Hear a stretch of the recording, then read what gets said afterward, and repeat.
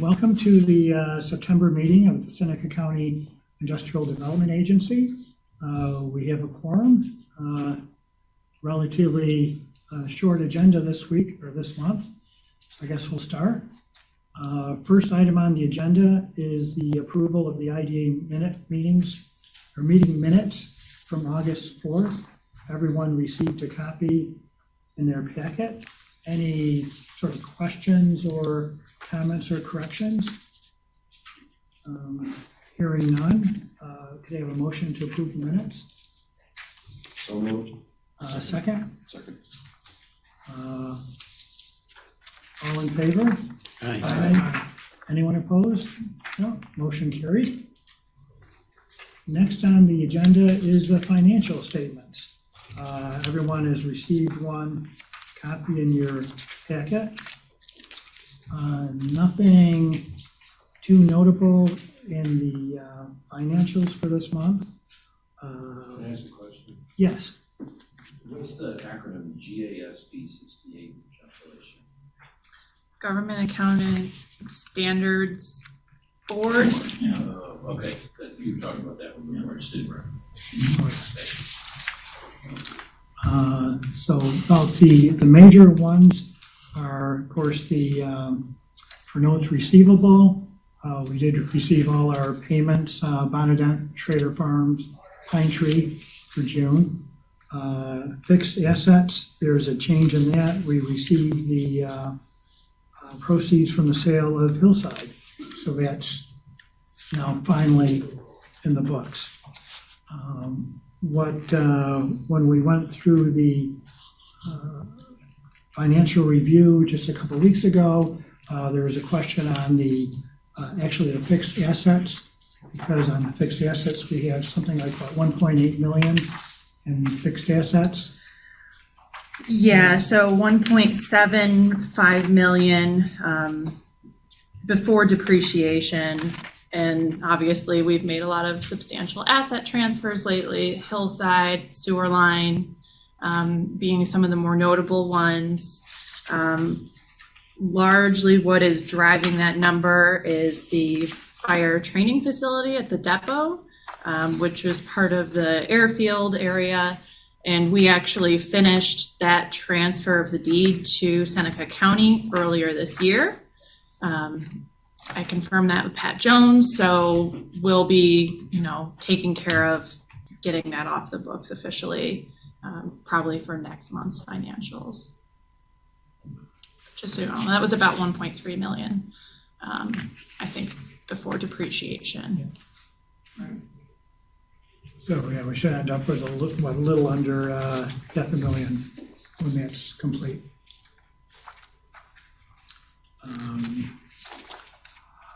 Other than that, nothing else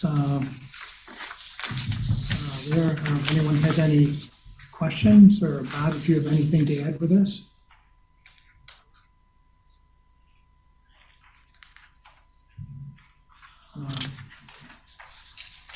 If not, have a motion to approve. So moved. Second? Done. All in favor? Aye. Anyone opposed? No, motion carried. The Wilkins RV item that was on the agenda, that is being sort of tabled for right now. Yeah, we're waiting for the town planning board to complete the seeker process. So they need to complete parts 2 and 3 before we can do our final approvals. So the county planning department is working with the town planning board chair on getting that process done. It's possible we could see this come back on our agenda as soon as October, if not likely November, but we'll keep you posted. Yeah. There's no yellow flags out there saying we got fraud and doesn't live anywhere else. No, it just, was one of those things that in the, craziness of summertime, I think kind of fell by the wayside a little bit. But Harriet Haynes, who's sort of the county's resident seeker expert, is, on the job helping get this done. So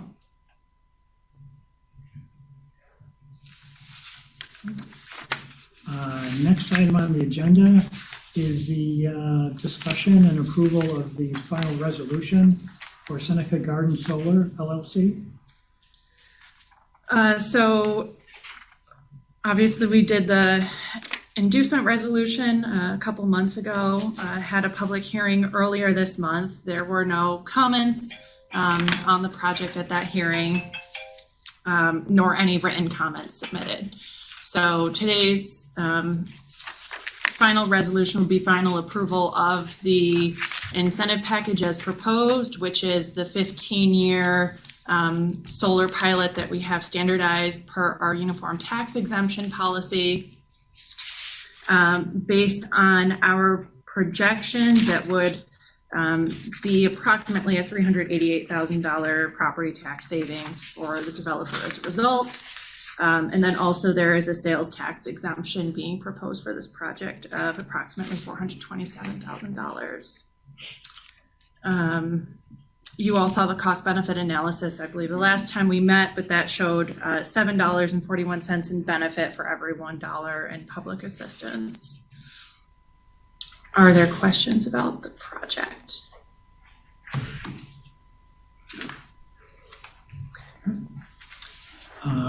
So hearing no other comments, could I have a motion to approve the final resolution for Seneca Garden Solar? Ben? Second? I'll second Kelly? Mr. Russo? Yes. Mr. Guthrie? Yes. Mr. Kine? Yes. Mr. Lott? it. Yes. Mr. Bruce Murray? Yes. Mr. Tom Murray? Yes. Mr. Shipley? Yes. Mr. Trout, absent, motion carries. Next item on the agenda is the really update and request for a reduction in agency fee. Oops, no, sorry. Off by one. Discussion and approval of an RLF loan to Bestmade Products. So this is the last stage of this Bestmade Products project that we've been working on for quite some time now. A few months ago, you'll recall we approved pilot as well as the property sale of 2 lots at Deer Run Industrial Park to Bestmade Products for their boat dock manufacturing. As part of that, they had submitted a loan application, which went to an underwriting firm that we use that processed the application and recommended the following loan terms. So the loan is being proposed to be $90,000 to cover the purchase, design and moving costs, and then additional working capital. The first 6 months is being proposed as interest only, with then 5 years of interest and principal with an interest rate of 3.56% to be fixed for the duration. The loan committee, the IDA loan committee, did meet, I think earlier in August, to review the application and the loan summary and to recommend approval of these terms. So that has been done, and now this is coming before you all for final approval of this to move to closing. Does anybody have any questions? No? Well, hearing none, then they have a motion to approve the RLF loan to Bestmade Products. So moved. Second. Okay, Kelly? Mr. Russo? Yes. Mr. Guthrie? Mr. Kine? Yes. Mr. Lott? Yes. Mr. Bruce Murray? Yes. Mr. Tom Murray? Yes. Mr. Shipley? Yes. Mr. Trout, absent, motion carries. Okay. Now, it's the, Another question, just Sure. on there. So in here, in the loan request, it's SCID EDA, is that the Economic Development Agency? Yes. Okay. Yes, Is it- that's the federal agency that originally helped capitalize our loan fund. Okay, that's why it appears sometimes and not others in here, or is it just too much time? Yeah, it's just one of those things. We typically refer to it as our RLF, but in the documents that are provided to us, usually by the underwriters, they include EDA in there. But yes, it is all the same thing. We use too many acronyms. We do. Well, no, I'm just not up to speed. No, that's okay. It is, it's, yeah. Well, and if you have the question, then I'm sure members of the public would have the same question. So it's always good to ask. And even when you see it all the time, it's, now exactly what does this mean? It is difficult. Next on the agenda is the request for a reduction in agency fees for Keystone Mills Project, that they've revised their project. So Sarah? Yeah, so we did the final approval for this project back last fall, I think October, November timeframe, and had been all set to close. Rob actually went and had the closing documents signed by them. We were still waiting on a few items, but since then it has come up that they have substantially reduced the capital cost of the project, largely because NYSEG at this time is unable to provide the utility service that they need in order to do their original scope of a conventional grain mill facility. So they are now doing strictly an organic grain mill facility. The total capital costs are now slated to be around $10.3 million. Originally it was close to $20 million. It's not expected to impact their job projections at all. So the jobs they were supposed to be retaining and creating are still the same. How many was it? It was 6. 46 and then 6 that they're creating. So they are seeking a reduction in their agency fee just to reflect the new capital cost, because as you're all aware, our agency fee is traditionally 1% of the capital cost as stated in the application. So they've submitted this sort of explaining and seeking a reduction. Questions, discussion? Is it, I mean, really, typically our cost is 8%, which this is. Yes. And was the dollar amount specific to that because it was that close to being closed? I mean, so we had already at closing, we send an invoice for the agency fee. And our policy is even if there are changes in the project cost, we always base our billing based on what is on the project application that gets approved, which is why there is a need to submit a letter. Just so Now, that what we if the can. project ended up much bigger? How would you even know that? So, okay. You wouldn't. All right.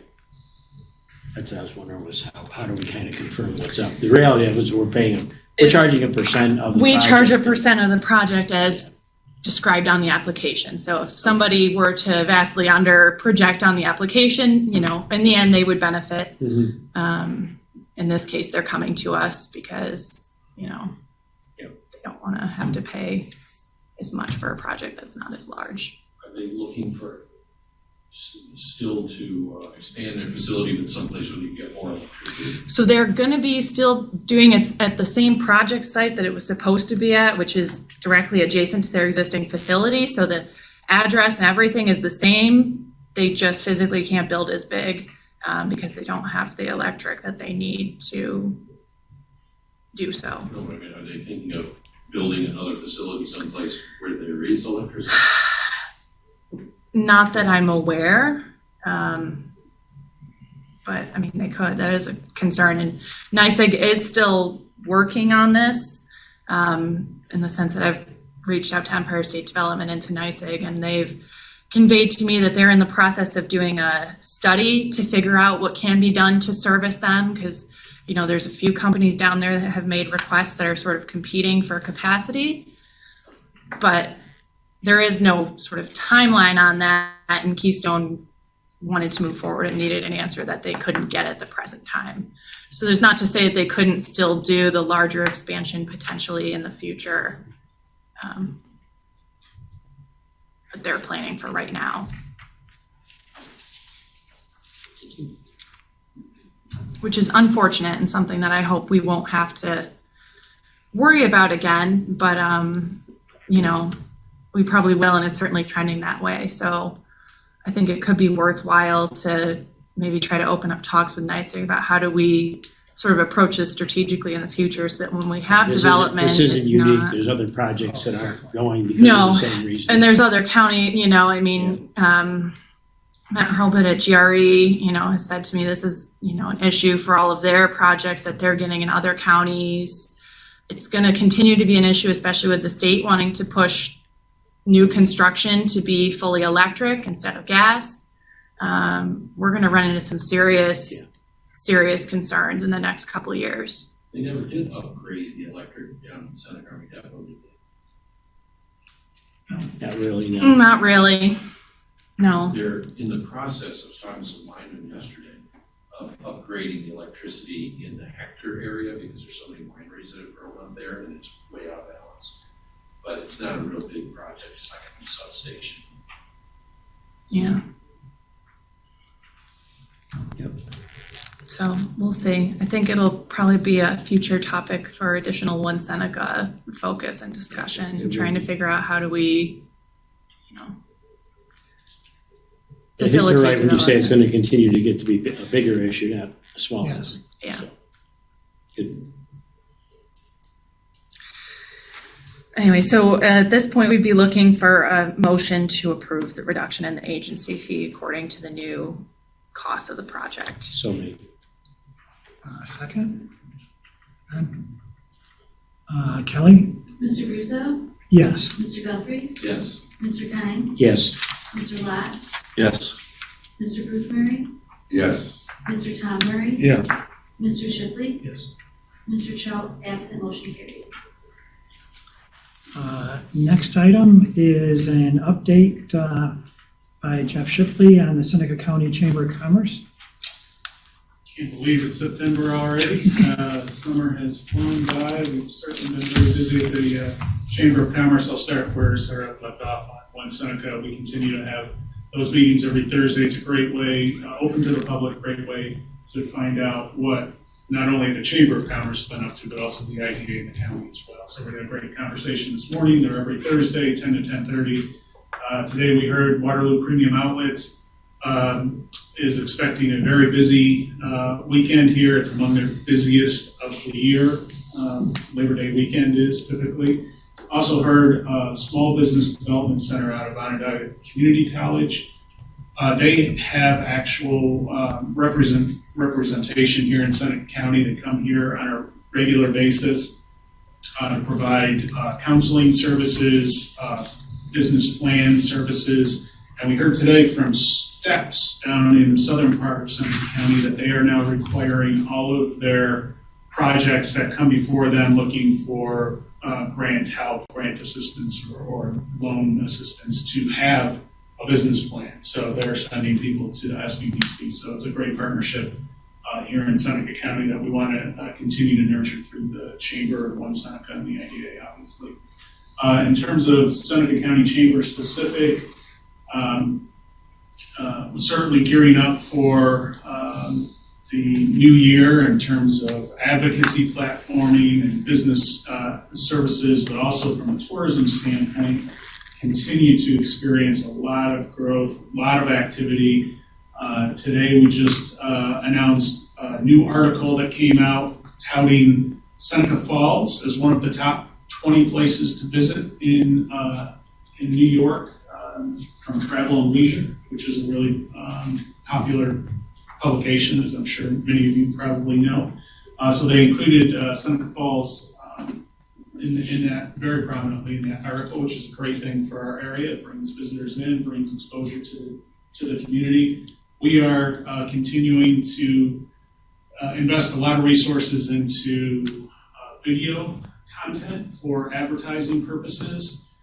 We just completed a project with the Cayuga Lake Scenic Byway in tandem with Cayuga County and Tompkins County.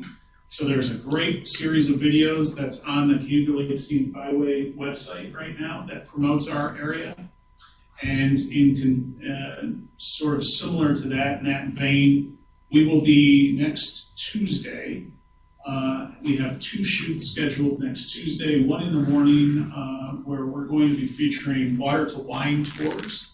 It's a great way for people to experience the wineries here in Seneca County via water. How many people visit our wineries by car or limo or one of those ways, but this is a really neat way to experience this area, this region in a unique way. So we're going to be featuring water to wine tours and also Thirsty Owl Winery down in the southern part of our community. And then in the afternoon, we're going to be taking this video crew down to D&K Ranch, which is a horse ranch down in Interlaken. We're going to be showcasing some of the activities that property has and some of the things to see and experience in the southern part of our county. So very busy time in terms of tours and promotion and in terms of exposing this area and helping grow economic development that way. And certainly gearing up for the year to come. So. Okay, thanks, Jeff. Jeff, has there been any development on that rural internet project? The broadband initiative you're talking about? So yeah, there actually is, and that's a big focus of One Seneca. I think One Seneca has sort of become a larger catalyst for that.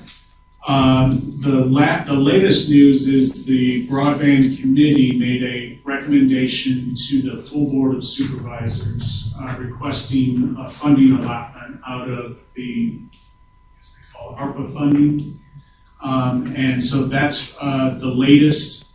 We have had discussions as part of that broadband committee. We have had discussions with an ISP about what a project would entail. So at this point, it's Which one, Spectrum? we have TTC. we have met with both of them actually, with both of them. So at this point, it is submitting a grant request for funding and So it's ARPA, not the infrastructure bill?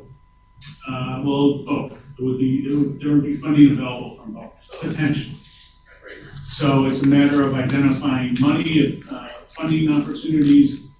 And certainly we have a really good plan of attack for,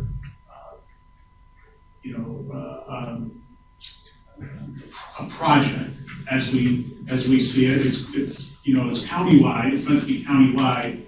But the way that the broadband committee is looking at this right now is phasing it to have maybe a more manageable section at a time that can be fully funded and built out.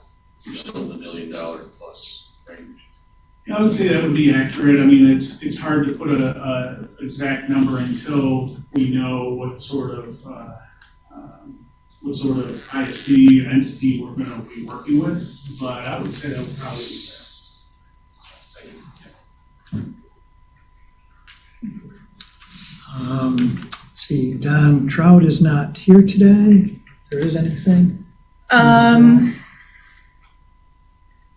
mean, I guess there was news in the Auburn Citizen that the town of Fayette is been awarded $1 million grant through the Northern Borders Regional Commission to do a sewer project down along 96A to help improve some service through there to support Seneca Lake Resorts and some of the wineries and future development and things. So that's pretty big. That's something that's been ongoing, and the town of Fayette and the Village of Waterloo meet, I think, monthly to talk about that and some other projects that are in the works. But obviously that'll be huge for economic development and future potential growth around here. So There's an that's awesome. informational meeting tonight at Miranda Cheese at 6:30 for all the future developments, and let people know what's up with that. And they'll probably have a pretty good explanation about the grant. I know MRB is going to do the presentation, so free coffee. There's a fee for the plug, which we charge 1%.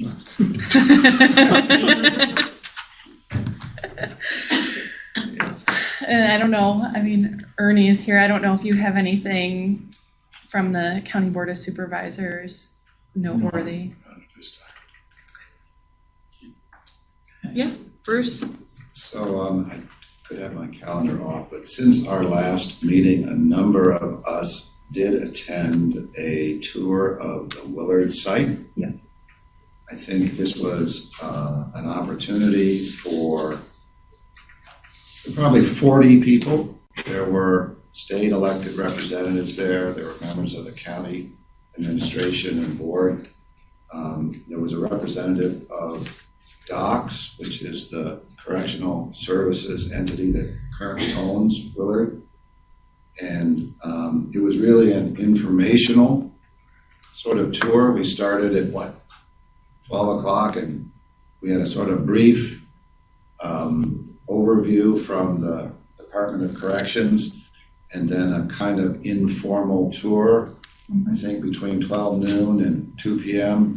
The 40 or so people kind of spread out and toured on their own throughout that site. I know Sarah was there.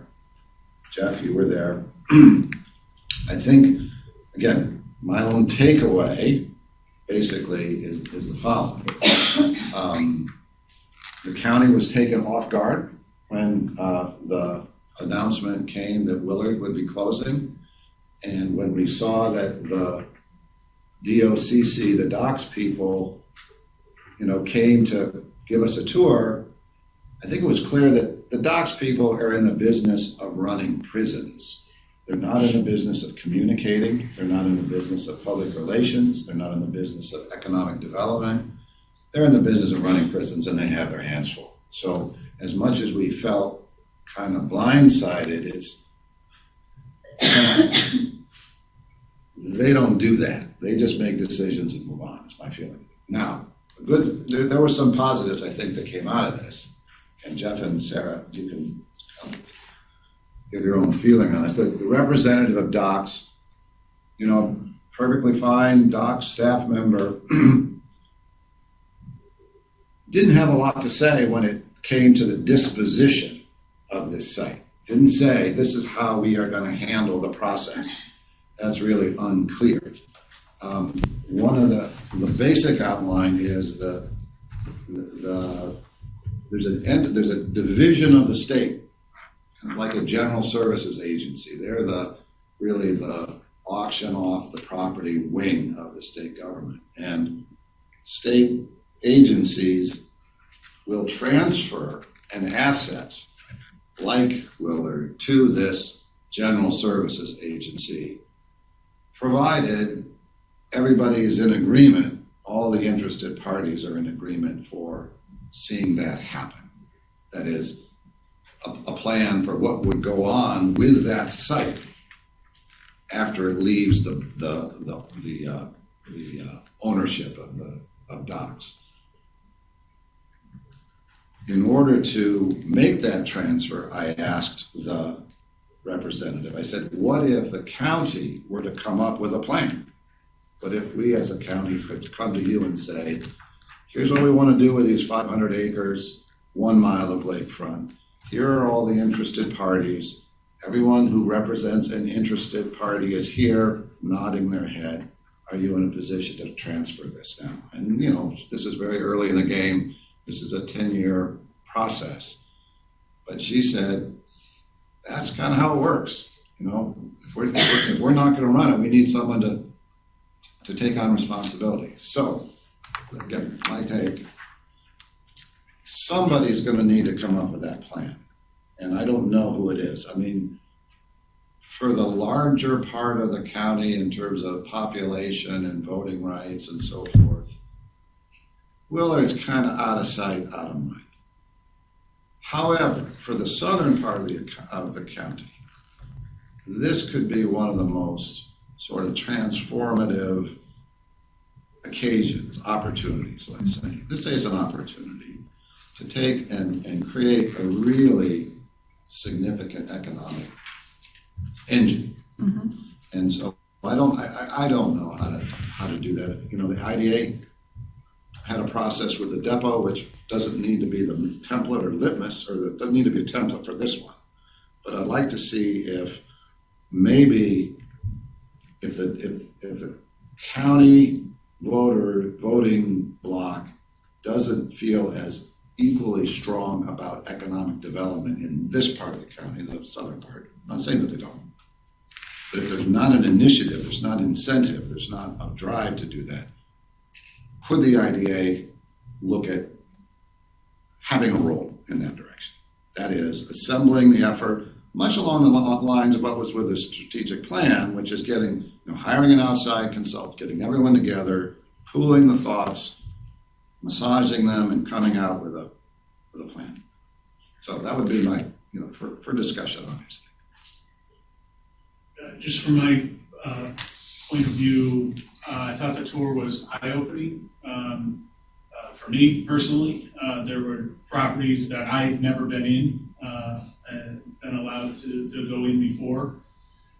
I think there's two issues to consider along with that, Bruce. Number one is, the long-term development, obviously, which is, I think, what you're getting at, the larger plan. And to the extent that we have this very attractive campus that could facilitate a lot of growth, a lot of economic development, certainly be a shot in the arm to those communities. The other part of what really caught my attention was the state of some of those properties. It is a large, very large campus. And while not all of those properties would be destined for future development in their current state, I would think developers would come in and demolish, knock down the ones that just couldn't stand. But there are buildings, there are structures that are very viable right now. And it is a real concern hearing from docs, hearing from the people that were there, that there is no plan to keep those in operation, open, heated, I guess, through the winter. And if that happens, those properties are going to fall into serious decay and will never be There's able no bonding on that or anything. It's just They're going to turn the switch. They have had docks facility staff go in, turn off the boilers, and bolt them shut so that nobody can go in and tamper. There has been no effort to drain water out of the system. They drain the systems. They have not drained the systems. I think everybody understands. By the end of winter, because everything will be busted and everything will be busted. There is no money in the budget at this time for them to winterize. Docks has no intention to heat or do anything along those lines. The comment from Empire State Development is really the agency that is right now trying to lead the redevelopment, sort of the state's economic development. People, their comment was that the Prison Redevelopment Commission is going to be making recommendations to the state, and one of those recommendations is going to be to heat the place. But my understanding of timeline was that wasn't going to be formally recommended until sometime late this fall or early winter, at which point it's sort of too late. Obviously, that doesn't bode well for our chances of getting a developer. You're just going to increase the cost, tenfold at least. And then, you may be looking at properties that are in familiar with the prison system. shape now. The docks is the state itself. State Department of Corrections, yes. They are technically the owner. Obviously, they don't care, the prison shut down, they don't really care. They are there to run the prisons, like Bruce said. Yeah. The other concern, so this came up at the County Board of Supervisors meeting. The county is wanting to institute a letter writing campaign to the state to try to encourage them to take efforts to heat the campus for the winter. We will be writing a letter, but if any of you individually would like to, as well as key members of this community, I think that would be great to sort of show our support and show that, this is a key issue here. This project, Who would direct such a letter? I would say a few people. So the, Empire State Development and the Prison Redevelopment Commission being two, and I would say the governor's office sort of being, a key. Could you put an email together with the addresses and people you should write to? Is this supported in any way? I mean, is the county taking that position? Are they, as Board of Supervisors, going to issue a letter if the IDA felt it was that critical? And I don't know enough about what's going on to say if the IDA would typically take a position and put a request for us and make a motion. I mean, it'd be officially saying there's some entities that want to do that. The challenge is none of us know enough about it. I know the challenge of taking on the depot and the, amount of money that was spent on trying to take and do something with that. So, it's not a easily said undertaking, but is there entities that feel we should do that in the county?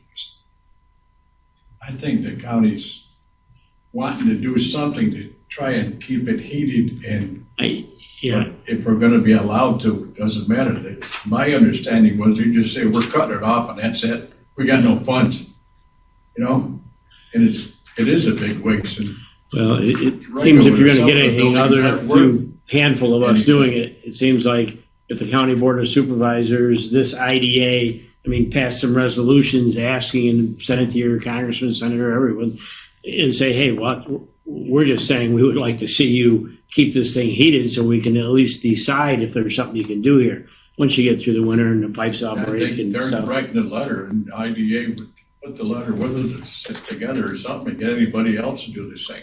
I don't Just seems to understand be what they some couldn't, official- if they're gonna shut it down, at So least you're drain wanting the us to water have an out. official Well, resolution? and unfortunately, I don't know enough about it, but I'm saying if you want to get any legs whatsoever, it's great. We can all individually say that, but I would say if I'm sitting at the state level, I have a bunch of individuals that tell me they got to do this.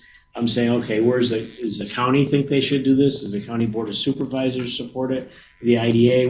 What entities have really looked this over and said we think it's something that we should at least have an opportunity to look at, and at least then it's a little bit more of an official position other than I just think they ought to keep it, So I'm not even saying I support that, but I think if you really want to get somewhere with it, you ought to have some discussions about, whether it's the chamber, the IDA, other entities here in a more official capacity say we ought to do this, then you ought to do it that way. If you have talks about it and you decide, hey, even if they let us get through the winter and kept it open, we have no idea what we want to do, and you don't do anything, that's fine. You can have a bunch of individuals send us letters anyhow. But if you really want to get somewhere, any hope at all, I think you have to have some official position by a number of key entities in the county. Then I guess my question would be, would everybody feel comfortable having that discussion and being prepared to have an official position coming out of this meeting? Because the sooner that we can act, the better. I would strongly say yes on that, yes. If you want to do this, I think that's what you should do. Unfortunately, I don't have enough facts about the whole thing, what everybody thinks about it. When Sarah says the docks facilities department going to put padlocks on the boiler so no one can turn them back on, that was the tone of what Docks was saying. And sending the letter to them would be one thing, but frankly, But you're going to have to send it to other entities because they're not going to. So the Prison Redevelopment Commission was formed in July. 23 people on it. Ryan Silva, the head of the state IDA umbrella, is on the Prison Redevelopment Commission. I think a letter should go to all and Tom O'Mara was there, Pam Helming was there. There were people there at that meeting. So those are all the people. Definitely getting a letter out to the members of the Prison Redevelopment Commission, plus the elected representatives that were there, as a indication of the board. I would support it. Of the board's feeling on maintaining the sort of the physical plant in its current state, at least until next spring. To give it time to get studied and considered. Yeah, at least give us time, or give whoever time to, because it's September 1st. I would say we should and Yep. draft up a letter. It'd be nice to, have a little bit more ideas to it. I think you pretty much have to position it that, listen, we obviously don't know what you might or couldn't do with it. I'd be the first one to say it's not easy to do these things, but I would position it that what you'd like is the county would like the opportunity to consider it, develop a plan, and think, is there something to do? Once you let it go to heck, then you might as well forget it. So all we're asking for is, give us some opportunity to do that. That needs to be taken through the spring, and I would word it more from that. Give us a chance to do a study and think about it. Of course. But the urgency has to be really Oh, yeah. emphasized. Yeah. Yes. Something's got to be done quick. Yes. And they don't have to stall it all that long to have it become irrelevant, because once you start having pipes break and, Yeah, we're only talking 2 more months. yeah. I went to, well, the nice thing is, depending on the weather, those big old buildings, it takes a long time for that heat to soak in there. I mean, for the cold to soak in there. So you have a little more than just December 1st. I went to the historical meeting down in Ovid for this, and they said that they had an inventory of over 100 buildings. A lot of those are garden sheds, but there's a lot of structures. Yeah, and when we did our tour, we did not even go in the majority of the buildings. It was really more a discussion with the state. The other key thing that came out that I thought was noteworthy is Empire State Development is planning to lead the RFP process, which acronym Request for Proposals. So the state is planning to lead the redevelopment in the sense that, you know, they'll be accepting the bids and sort of deciding what happens with it. They did say that there is public input and community input taken into account. I'm a little hesitant about what that exactly would entail, if that would really truly reflect what this community wants or could be.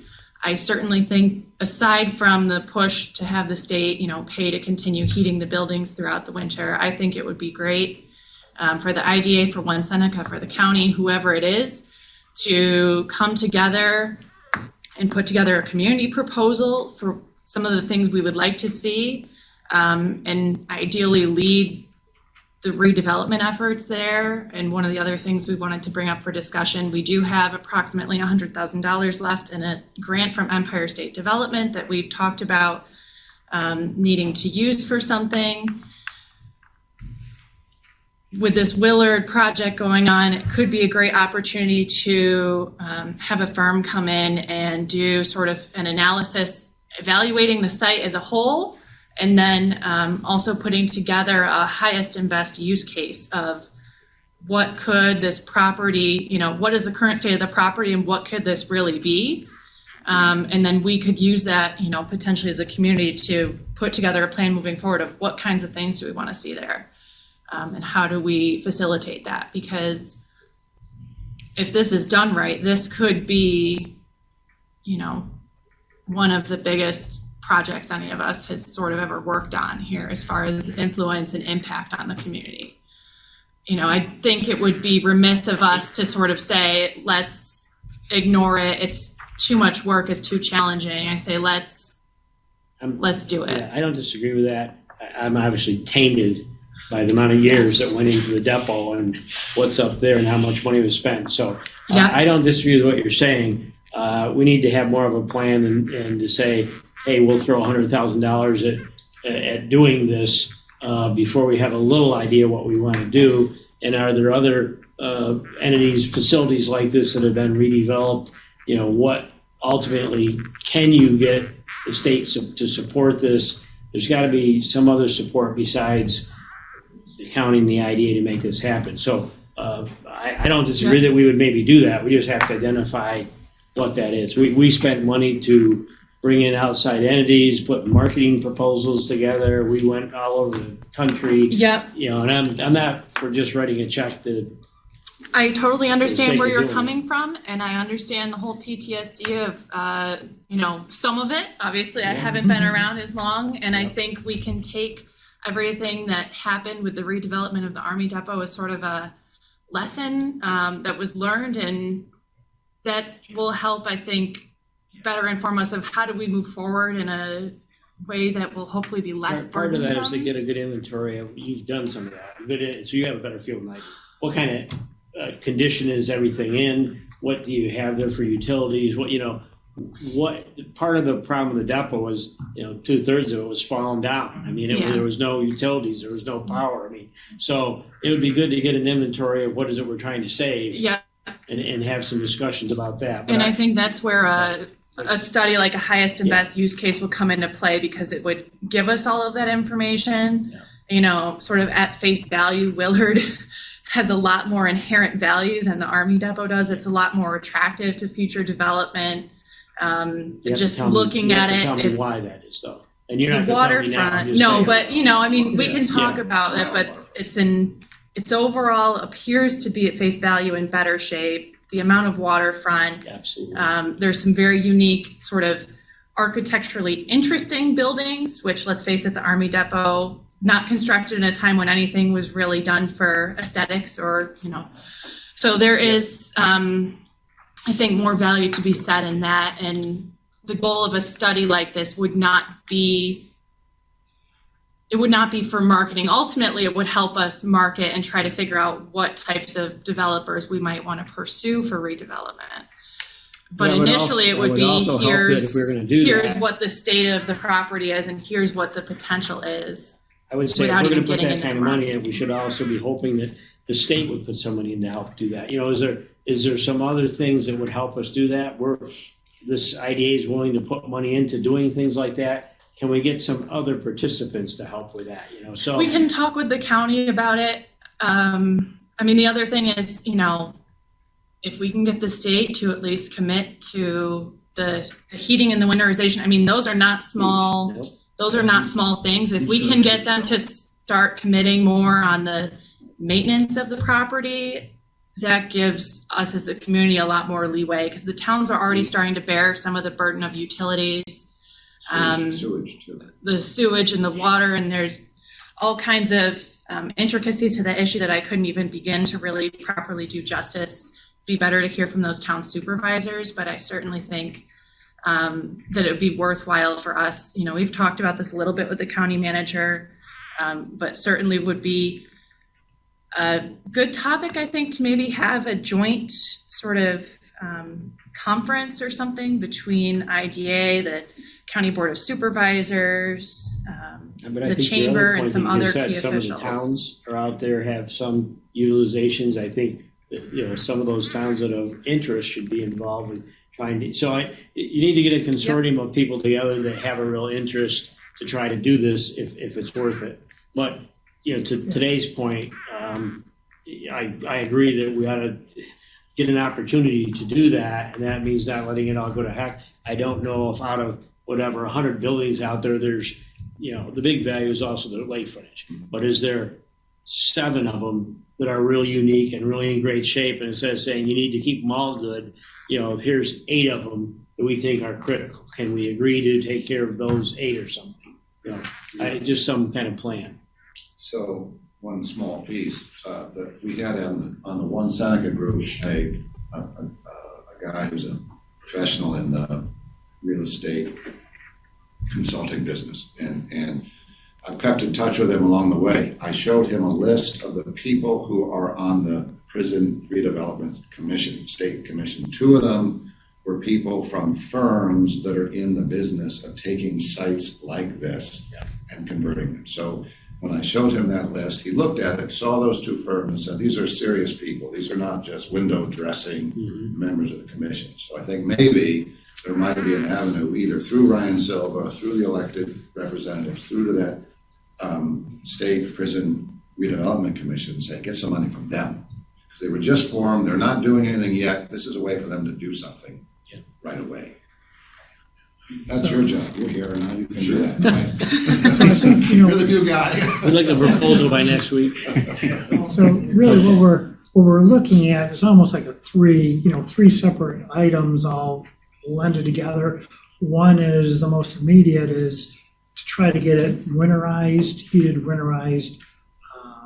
That's sort of the most critical timeline. The other one is really building this good county, town, IDA, this coalition together, because it's not an IDA or a county or a town it's a full coalition. If we're all sort of in agreement, which would be nice, everything should go much smoother.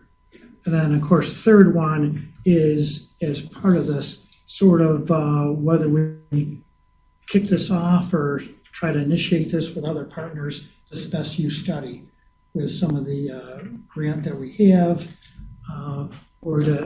as part of that, how do we best, I don't want to say advertise, or what's the best use? What do we do? What's important, what's not?